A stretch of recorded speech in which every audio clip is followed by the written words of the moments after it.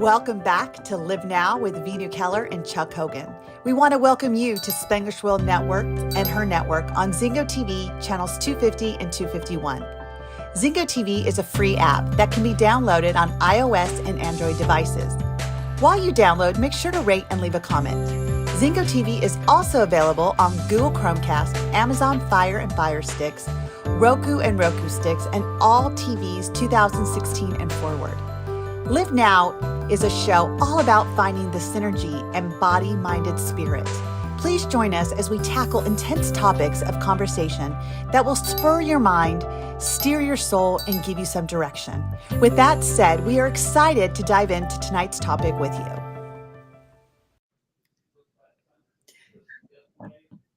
Hello. Hey, how are you tonight? Doing great. How are you, Chuck? Oh, awesome. So always so great to see you, my friend. You too. So we have a great topic tonight. A little different. Oftentimes we hear these cliches, right? And it's like, oh, just fill the world with love and everything will be okay. If you just love someone enough, they'll eventually come back to you. If you just give your heart completely and embellish everything with love, everything will be all right. So here's the billion-dollar question. Is that really true? Is love enough to solve all the ills and challenges that we live through on a daily basis, Veenu? It's a great question, and one would like to believe that love is enough. And yet, we're human. We feel, we think, and we have values and we have beliefs. And unfortunately, I think that that trumps, it was funny. I was talking to someone and I said, you could have a million reasons to stay and you only need one reason. I mean, a million reasons to go and only one reason to stay. And that person says, yeah, but you could also have a million reasons to stay and only need one to go, so when you think about love, I think about relationships a lot, and situations that I've been in my past and people that I've helped, with coaching. It's, it wasn't a lack of love. Very rarely is. And this is where we get to kind of a surface level that I've come to realize is the nucleus for our entire existences, and that's connection. See, you can love someone unconditionally, but if you don't feel connected to them, you still feel empty. Right. And I actually had someone, and they said, well, give me an example in business. I said, you make all this money, you have all this success, you're alone. You love a bunch of people, you love your company, you love your workers, you love your employees, you love all these folks. I go, and do you feel connected? And they go, wait, what? I go, well, it's an interesting debacle, isn't it? In your faith, you can be a devout, loving person who cares for everyone in the world. And yet, if you don't feel connected to something higher than yourself, a larger energy, a different frequency, then you feel alone. Health and vitality, same thing. We could go through the entire cycle of faith, family, fitness, finance, even fun and fantasy. And it's like, what makes it a fantasy? I go, well, are you doing it alone? Are you by yourself? Are you on this journey of self-realization? See, we say these things and we go, oh, I love self-realization. I go, awesome. Why? Is it to know more about you and love and connect to you? Or is it so that you're loving connected to yourself so you can actually share it with other people? So the connection actually has more value than even just that emotion of love. And it's like, ooh. Or are you trying to love and connect so you belong? Even deeper, right? Because why do people join a gang? Why do people join organizations? There's, I have a wacky belief, and that is most people in the world of self-development, they will justify it by saying that they're learning a new skill. Mm-hmm. They'll justify it by saying that, oh gosh, if I can just help others. And I go, okay, wait. So let's get to the core of that. If you're helping someone else, how does that make you feel? And how does it make them feel? Right. Oh, so it's the connection. It's this, and you and I talk about this a lot, my sister, a lot. And that is, There's the 5 essential needs and the 6 human needs. And I go, the only one that really crosses over the 2 of them is love and connection. Right. Now, though, I'm going to ask us to start looking at something a different way. Does it need to be connection, then love? It's interesting because people automatically assume that, love and connection is one thing. And I don't think it is. Like, I can love my child with everything in me, but in that moment, I'm not connected to them. I've lost rapport with them. Mm. They're feeling unseen, unheard at that moment, or maybe I'm feeling unseen and unheard as their mom at that moment. But there's a disconnect. Yes. But yet I still love them. And I use that because it's an easy thing to bring up, because how many parents are out there right now that are listening going, yep, me too, that say, you know what, I love my kid with everything. And sometimes I just don't feel connected to them. Absolutely. And same thing about being a part of something. We can love something all we want. We can put all our love into it. Doesn't mean that we're connected to it. What does connection mean to you? I mean, I think that's what it comes down to, is like, how are we viewing what connection is versus how are we feeling loved? I just did a Facebook post today about that unconditional love, is that we say that love is so unconditional with our family and our friends, but our entire life, we feel like there was conditions around the love that we were able to receive when we were little and going through life. It's such a contradiction. It is. And there's this perception. And what if love really was a noun? It's a thing. It's a thing. Like, love is a thing. And I go, okay, great. So the feeling of love, and I go, so what is that? To your point exactly. If I'm defining what love feels like to me, and inarguably, most people will say right up front, oh, it's that deep connection to someone. And I was like, bingo. And I go, so if you had the deep connection, is that what feeds the love? Or is it that love that feeds the deep connection? Egg, chicken, egg, right? It's like going, And it's a little bit of a debacle. Because if you're sitting in a relationship that is very transactional, and you're like going, oh, I just love how they treat me. Oh, I love treating them this way. And it's like going, great. Do they love feeling this way? Do they love being treated this way? Are you connected with them?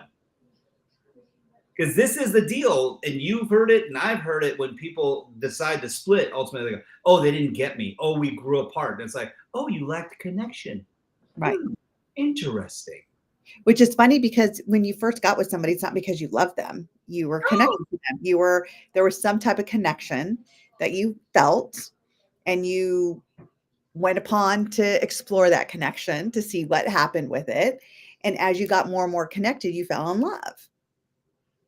Some people fall in lust. Some people fall in like. So there's a lot of L words, right? I mean, it's like, so, and when do they go, oh, they said the L word. I'm like, they like you? A lot? Right. Like, they like you a lot? Or it's like, or is it, oh no, they said the LOVE word. It's like, oh no, they didn't.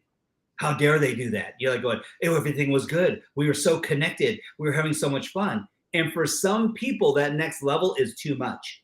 Because it's commitment. It's a commitment, right? Because I go, I love what you said. Thank you. Because it's like, when you connect with someone, they don't go, oh, so how was that first date? You go, oh, we are so connected. Oh my gosh. We just, like, we were here.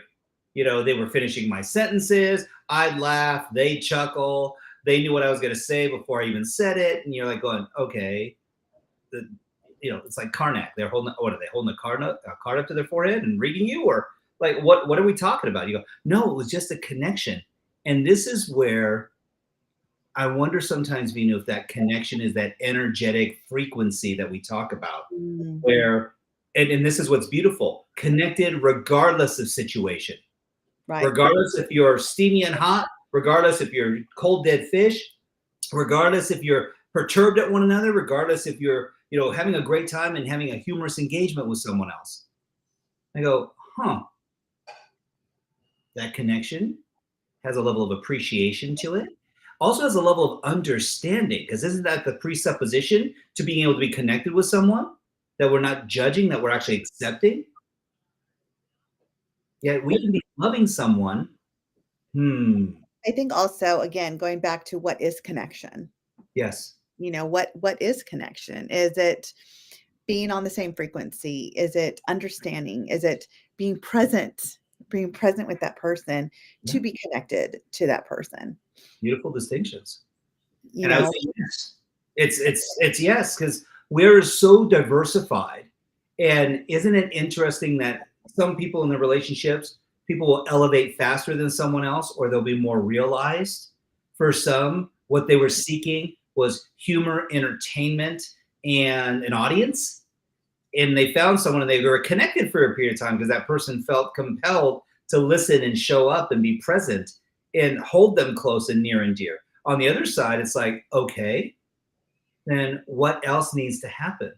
How else do you elevate? What else happens that sets you to a place where you go, I love somebody? right. Again, And I think it's the frequency. I think it's, when love has its own frequency, I think love's frequency is a lot different from connection. mhm, And so when you say that I love you and there's like a deeper connection and mhm. it's an elevated frequency that you both get to share now. And there's levels of love too, aren't there?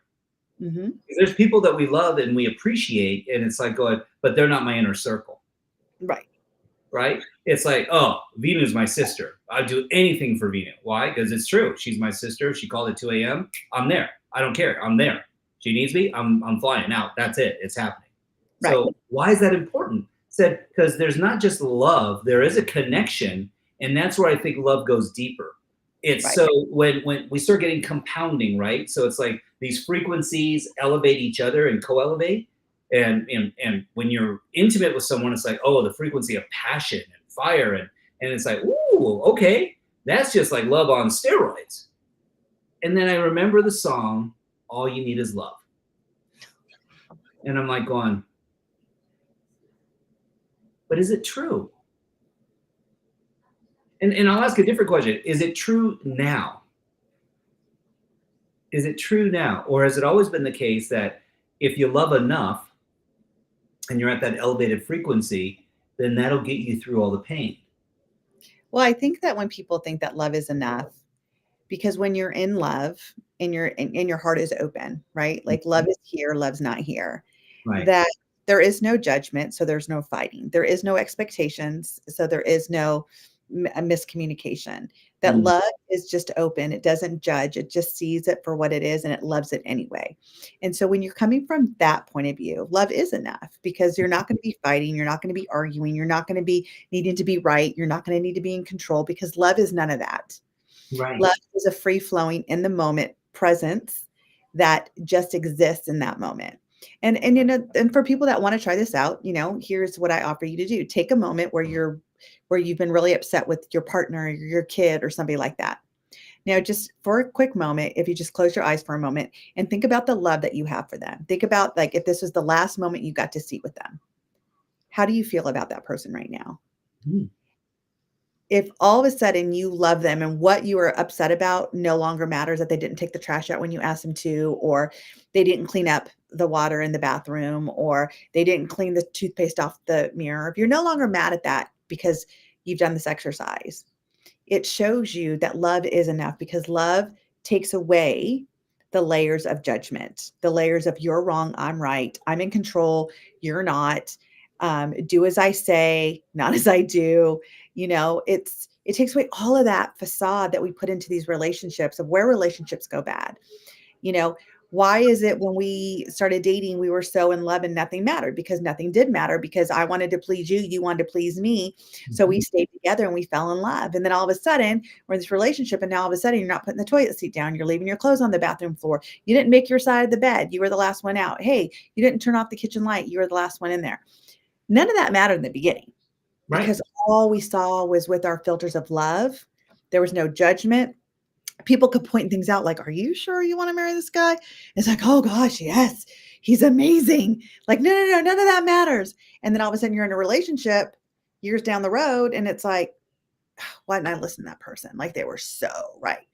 Because it's not that you weren't loved, you're not loving them anymore. It's you're not in your heart anymore. You're now in your head trying to solution, criticize, change, make it better, be in control. So I feel like when we ask ourselves, is love is enough? It depends. Are we talking about, are we coming from our heart? And if we all came from our heart, were we able to see each other through different filters and different lenses? Or is love is enough, except when you're not putting the toilet seat down, you're not picking up your clothes, you're not taking the trash out when I asked? It's so there's a difference between love and unconditional love. Mm. There's another facet, which is because I was reminded of another song, and that is Love Hurts. Mm-hmm. And it's like, whoa, okay. How can there be these diametric swings back and forth between all you need is love and then love hurts? And Or I'll do anything for love but that. but that, yeah, thank you, Meatloaf. And it was like, so the fact is that we've seen all the different ways, all the different measurements, all the modalities. And you bring up some very amazing points. So let's unpack a couple of them. And that is when we're in our head. So what if for someone, their definition of love is different than the person they're with? Correct. And there's not a clear understanding, because in most instances, when you look at the level of divorce, the rate of divorce, things like that. Now, there's abject abuse. That's a different, that's not love. That's abuse. That's a whole different level of existence. In fact, there's no connection in that at all. There's more a matter of, I'll say, posturing and how people think they're showing up or they need to show up. And so when we get into this space of talking about love, it really is important that we understand the C word that goes along with this, which is communication. Mm-hmm. And that oftentimes it's the lack of communication. It's not a lack of love. They still love each other very deeply, but they're not communicating well. They're not articulating what it means to feel connected so that the love can actually flourish. Mm. It's kind of like having a light. And I can go ahead and have the light switch and go, oh, there's love. And I go, when? Okay, well, there's electricity flowing that switch all the time. But if I'm not connected, i.e. the switch is in the on position, I go, well, the light still works. The switch still works. There's still plenty of electricity, i.e. love. But there's just not that connection. Right. And it's how do we make sure that we don't fall into the trappings of the judgment, the self-absorption, or frankly, where it's not even either one of those. It's just that I'm dang tired because there's so much going on, and we have these little critters called kids, and then we have pets and a home and a car and a job and responsibilities. So I think like what you're naming though is like the things that take away that love. It's all the elements. Focus. Right. It's like we focus on being right. We focus on being in control. We focus on making sure everything in our life is aligned with the way we see it and the way we want it. And by our definition, like to your point, you can have a definition of love. I can have a definition of love. And in the moment, we don't discuss that. We just think we're in love. And then all of a sudden it's like, wait, you're not loving me through my filters. Oh, wait, you're not, I'm giving you love through my filters and you're not receiving it the way I want you to. Right. And then it comes back down to that, the communication, but it also, I think the other C word, when you said C word, I'm like, yes, conditions. And you're like, yes, communication, Yeah. but it's the conditions, right? They're all C words. It's like, at what point do we allow love to just be and take over? Because we don't do love. Love is not a do, to your point. It's not a verb. Where we're doing love. You have to do love. Yeah. What if we were just able to be love? What would that look like? If you just take all the judgment, you take off all the conditions of what's right, what's wrong, how they didn't do it, and you knew it and they didn't know it, and all that bickering, and you just take it all off. Right. And you just love them. And what would that resolve? This, and we can apply that same premise to literally any emotion, because you're not anger, you're not frustration, you're not procrastination. You do those things, and yet that doesn't mean that's who you be. Right. So to your point, this concept of love is really a kind of a universal state of being. Mm. And when we honor it and we appreciate it and we nurture it, it becomes a way of existing. It literally becomes a lifestyle. It's someone was saying, well, who's a being of love? And I said, well, on planet Earth right now, most people would say like the Dalai Lama is a loving person. And yet it doesn't mean that they don't find that there's injustice in the world. And it doesn't mean that they don't find that there are things that they disagree with. They have found a way of living in appreciation and gratitude that takes them to a higher level of not just thinking but being. Well, I think that to your point, Chuck, they don't take on those conditions as a criteria to love. They love beyond. They love beyond those conditions. They love beyond the criterias. They love and they see people as pure souls, Mm-hmm. as whatever beliefs people have. It's like this is the body that's creating the decisions, that's creating the choices, but the soul is still pure. Yes. I have not met anyone in any religion to not believe that the soul is pure. Oh, agreed. Yeah. Agreed. And so just speaking on that level, and I don't know the Dalai Lama personally, but from what I've read and heard and seen, there's no judgment with Right. Dalai Lama. It doesn't matter what religion you are. It doesn't matter who you are. It doesn't matter if you're a criminal in a prison of who sinned and did bad things, or a child that has been orphaned. It doesn't matter. He just sees you as that pure soul.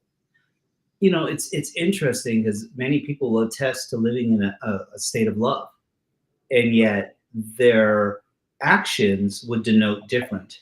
Mm, So someone said, well, give me an example. I said, well, someone who says that they love everyone and that they respect everyone. I said, well, that's a beautiful sentiment. Is it really true?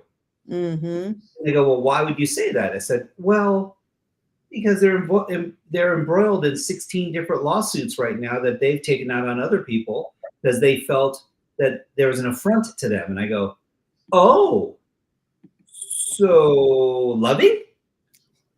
And they're like going, well, no, justice. I'm loving myself. I'm loving the fact that we're going to have justice served. And I go, is that really true? Because here's the thing, and we've heard this phrase a gajillion times: love is blind. And to your point, when we don't succumb to the conditions, then we are actually given a much greater opportunity to exist in a space that just serves Yeah. ourselves and others. Because if you're loving to a point where it's a lack for you and you're not filling back up with love, then that's a short-lived relationship. Because at some point in time, someone's going to run out of energy and steam. And they go, oh, don't worry, I'll love enough for both of us. We're in this 50-50. And I go, ooh, bad ratio.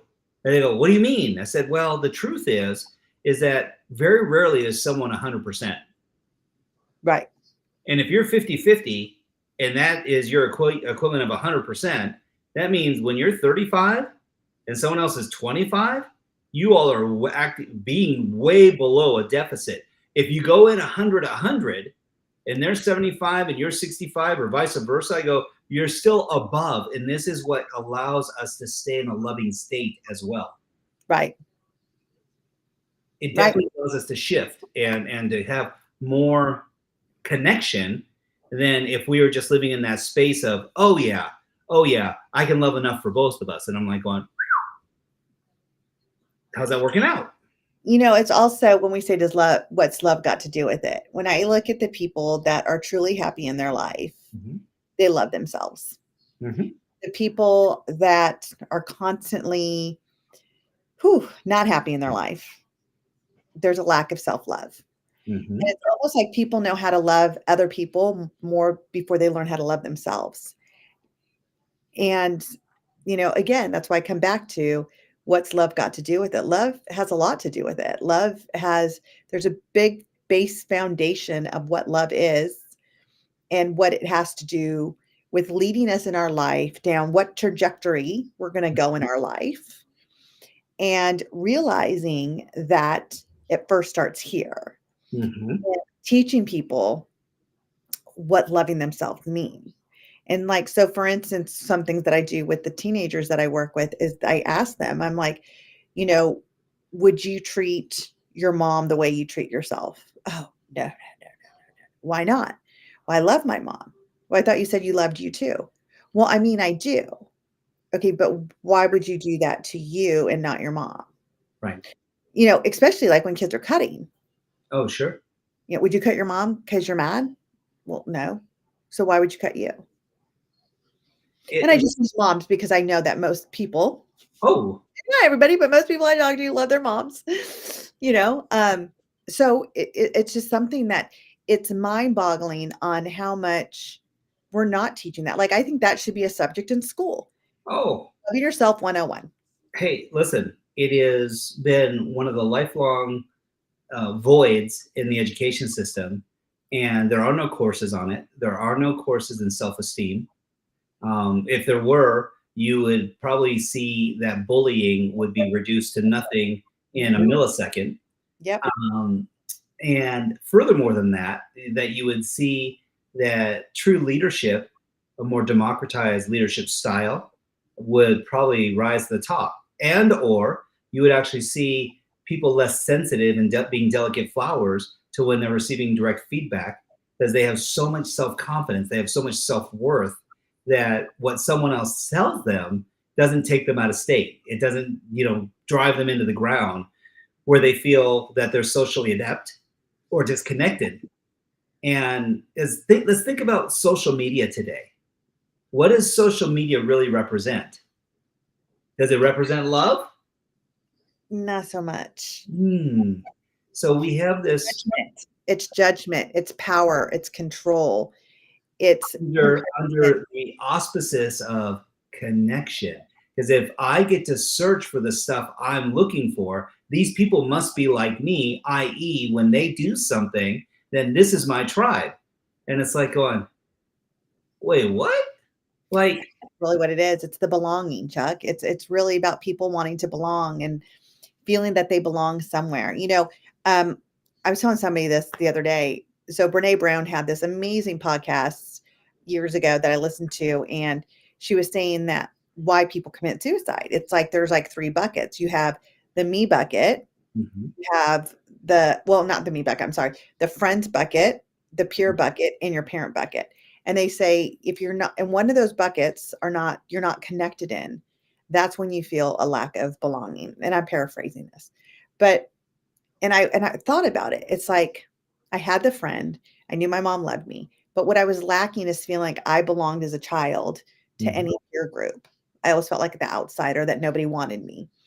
And why I got so enthralled in another group of people is because no matter how you show up, you're always welcome in that peer group. So I would volunteer for the person. I would go to the seminars. I would do everything. And it's still a tight knit. Like they're still like my family, right? Because I'm still belonging. And that's literally what people are looking for.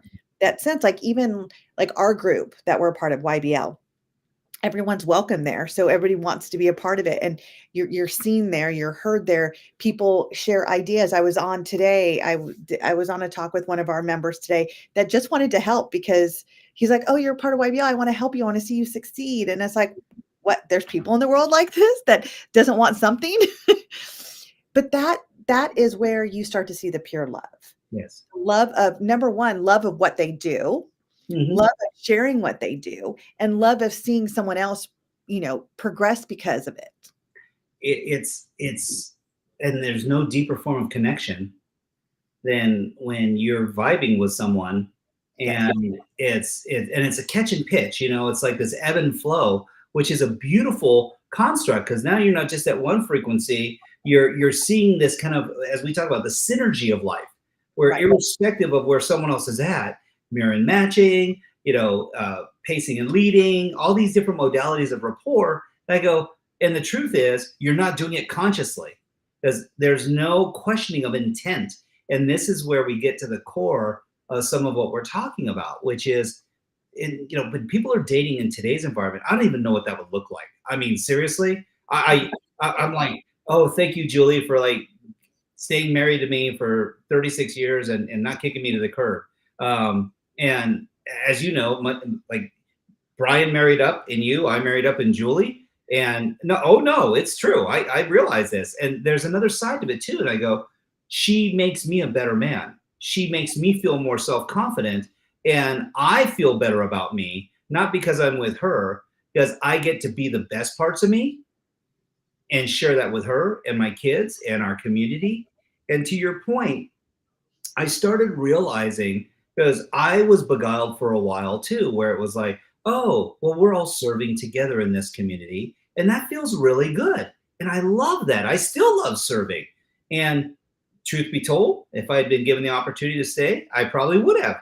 The difference is, though, is that I would have done it a different way, because I started to reprioritize what I'm worth, what my time is worth, what my skill is worth, and who I really want to spend time with. Like my sister on the other side of the screen. It's like, if you get to pick, why don't you want to be with people that make you feel great, not only about them, but about you, and then what you get to be and do together? And I go, that's freaking magic. Mm-hmm. And I was reminded today of something that is, but does that mean that in these other spaces where we spent a lot of time and energy, that we didn't do a lot of good, and that there wasn't a lot of good that propagated from us? I said, no, but there's a difference in motivations, because I was in that space not as a member. I was in that space as a volunteer. And I go, different identity set. You become part of a community through your volunteerism. But there's something to be said too. Was that a love thing, or was it a connection thing? Was it both? And I can say it was both. I love the people. I love who we got to be and how we pushed ourselves. And there was a ton of connection. The only challenge with that is, if that's the only time that you're having these emotions and experiences, then I go, then that's not a community. That's an event. Yeah. And I go, aha, okay, why? Because I can call this woman anytime. She knows she can call me anytime. And guess what? We're going to connect. And in love, and with an understanding that we're always going to give it to each other straight. That's it. We have an agreement frame. She is my sister from another mister. I'm her brother from another mother. This is how we roll. And thank goodness. But to Veenu's point, you need to find a space for you that fuels you that way. Right. For some people, it is their family. For some other people, it's not their biological family. Right. And I know a lot of people that they get fueled from their family. They get fueled from the group that they're in. They get fueled from their friendships. Like, it's really looking at what fuels you. Mm-hmm. And where do you get to be you? Where do you not have to, fake it to make it, which you and I talked about in one of our shows, right? It's where do you get to be you authentically? And that's what I'm learning. I was talking to my son about it the other day. And I'm like, I just realized that I can't make everybody happy when we're on vacation. This person wants to do this person wants to do that, and this person is upset about this, and everyone's upset because everybody's not doing what they want to do. And I'm thinking, like, I'm in charge of everyone's happiness. And so I'm running around with the chicken with my head cut off, trying to make sure everybody's happy, yelling at this person, yelling at that person, because no one's listening. And I'm just trying to make everybody happy. And then everybody's miserable, and it's like, I realized, I'm like, it's not up to me. Mm-mm. Nobody put me in charge of making sure everyone else is happy. I have to make me happy. Yes. And sometimes it's allowing other people to experience what they need to find their happiness, and not rely on other people to go find it for them. We've all met people, Veenu, in our lives that they're just happy people. Yes. And they raise the energy in a room. That's just what they do. They come into the room, and all of a sudden you're like going, everything's going to be okay, because so-and-so showed up. And you're like going, oh, thank goodness they're here. Why? Because there's this expectation. You're like going, they're going to deliver. They're going to be this energy, this you want to call it gravity in the space. And I go, that's beautiful to see. And then I'm reminded of something else too. How dare me put it on them that they have to have this identity in order for everyone else to have the experience that we deserve to have. Yeah. Mm-hmm. Right? And as someone that you consult so many people, you know, my fondest times were of working with youth and working with teams. And it was interesting as I got to have some very unique experiences, much like you, with large groups of people that were in a volunteer capacity. And I started to realize something, and that was they could only give as much as they were feeling full. Correct. Right? So it's like, how do we help co-elevate each other and stand for each other where now they're filling up while reciprocating and serving at the highest level. So this can be at your job, this could be at the soup kitchen, this could be at church, this could be, you know, coaching a soccer team, basketball, art, music, whatever the case might be. So it's all the same thing. Because service is being in service. And when we contribute, we're giving of self, our talents, our skill, our time. And, you know, remind us all, take the time to fill yourself back up. Yes. Like, remember that you also have a love bank, you Yes. know, just like our kids do. You know, on my show, Redefine Parenting, that's on Thursday nights, I had a guest on last week, and she said this beautifully. She says, you know, it's knowing what my kids' love languages is. Mhm. Because when I see them acting out and I'm seeing a behavior, all of a sudden it's like, wait a second, their love bank needs to be full. So I might just come to my child and say, you know what, come here, let me just give you a hug. And all of a sudden, everything just changes in that moment, right? It's because you filled their love bank up. So again, what does love have to do with it? Love has a lot to do with it. Is it going to fix everything? No, because we're not in a world where we're all in our heart space. Yeah. Because life doesn't function that way. But love has got to do with a lot of where do we start? How do we want to interact? What do we want our outcome to be?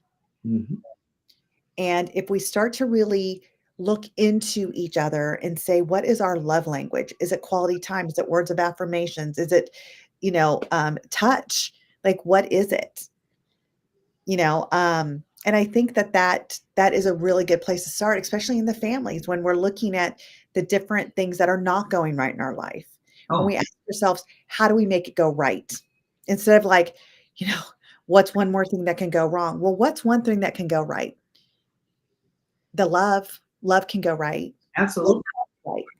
And I'm reminded in all this still that the number one rule, if we're looking at the steps of change, is connect and understand and appreciate their world, which is exactly what you just said.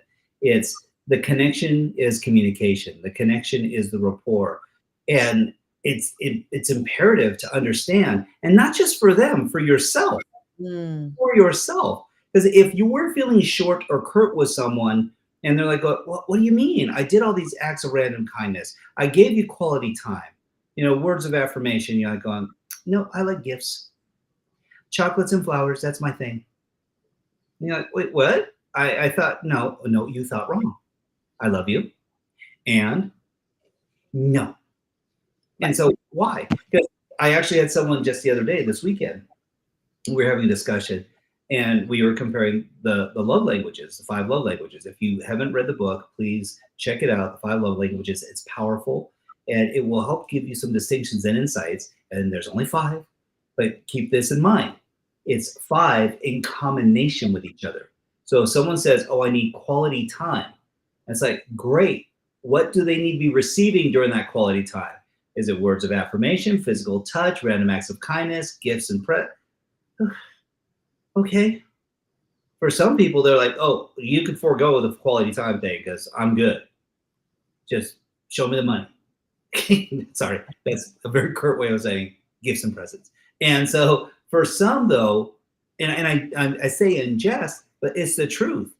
If they come home and all of a sudden there is something sitting there for them, and they, oh my gosh, because in their minds they go, that took time, energy, intention, money, and oh, this is perfect. This is amazing. Why? Because you took the time to facilitate getting something on their behalf, wrapping it, giving it to them. Because it's not just giving them something, it's how you give it to them as well. These Yes. are all important facets when we're looking at what it takes to actually show what love is. And it's like, okay, then awesome.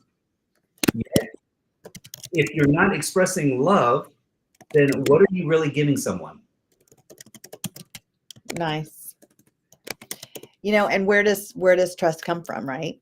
Where does that it again, when you love someone, love our kids. It's funny that they can do anything when they're little and we still love them. And We then call variety, and you're like going, okay, they're creative.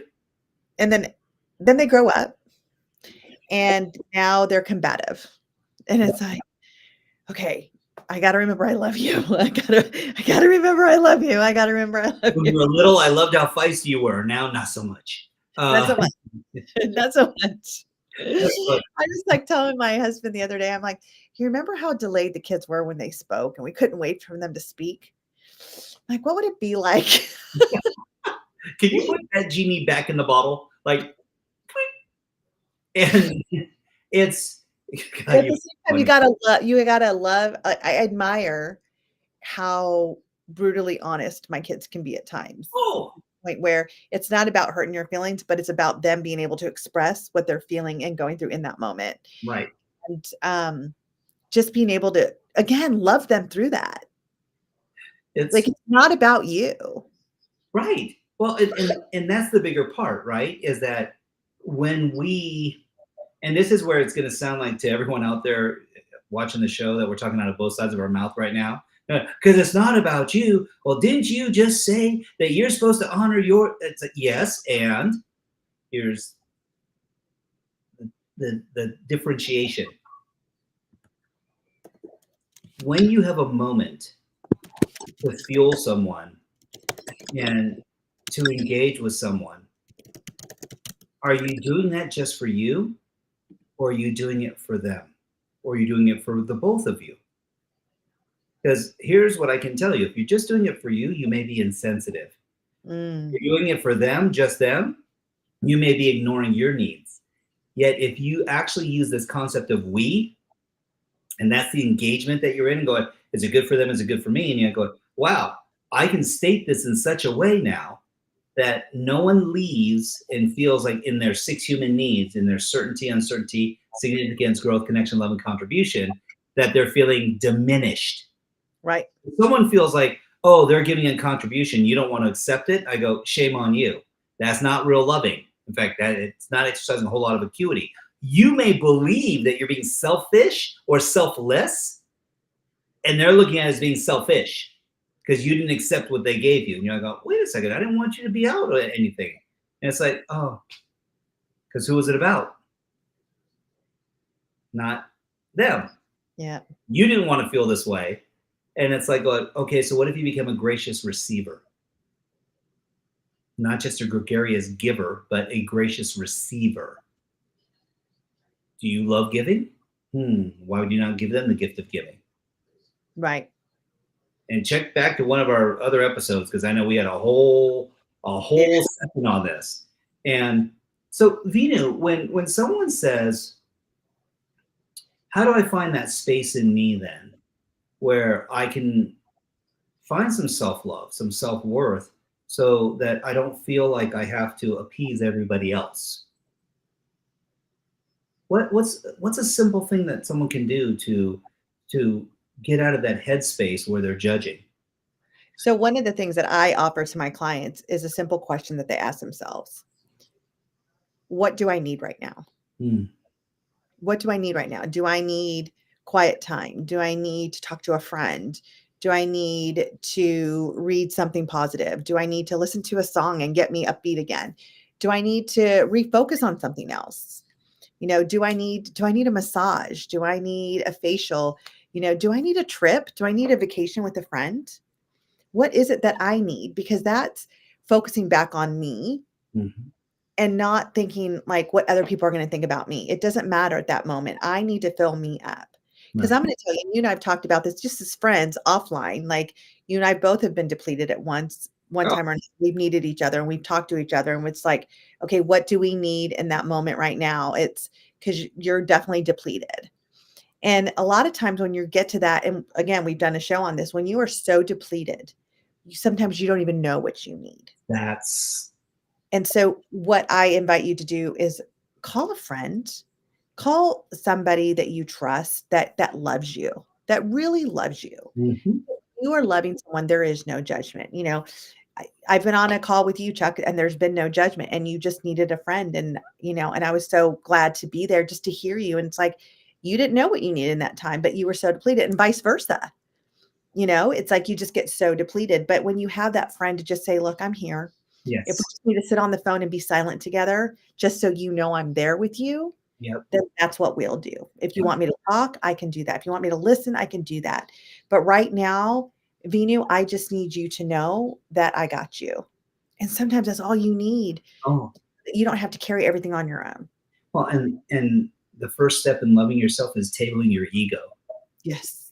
Thinking that it's like, oh, well, Venu's a neurostrategist. I'm a neurostrategist. We can figure out. It's like, yeah, like there are times when you just get so depleted to your point, and you're like going, I'm a resourceful person. I help every other person every single day, and yet I'm reminded of the saying I created 20 years ago. And that is, Right. my family and I deserve the best of me and not what's left of me. So when you are exercising all of your resources to help service everyone else, it's beautiful. And no one's going to judge you for that, except you may be judging yourself. Right.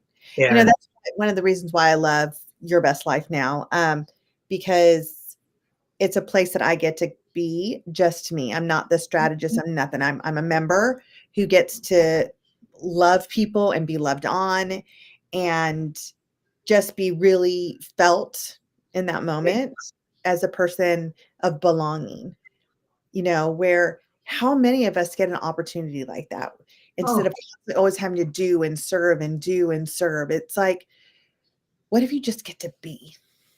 listen, it was something that was a dream for me. And when we decided to create this space, and thank you for trusting in it too. I mean, you're one of our strategists, but you're a family member, you're my sister, you are a member. And I love you for saying that. It's so important that people understand that you're not broken. Right. And it's not what you give to everyone else, it's who you be in you that you share with everyone else. That's very different because no one's asking you to be more than who you are.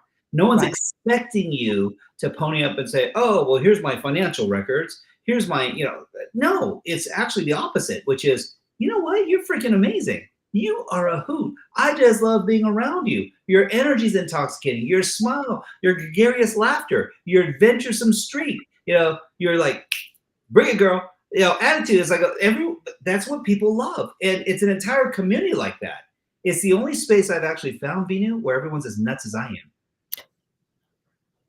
True story. And so people are like going, wow. So like attracts like. I said, boy, there's a resonance frequency. And when you find it, you don't even have to explain it. You're just like, oh, this feels so freaking good. Right. It feels so good. So So I think it goes back to when you say, how do people look at themselves and learn how to love themselves? It's asking themselves, what is it that I need? yes. No.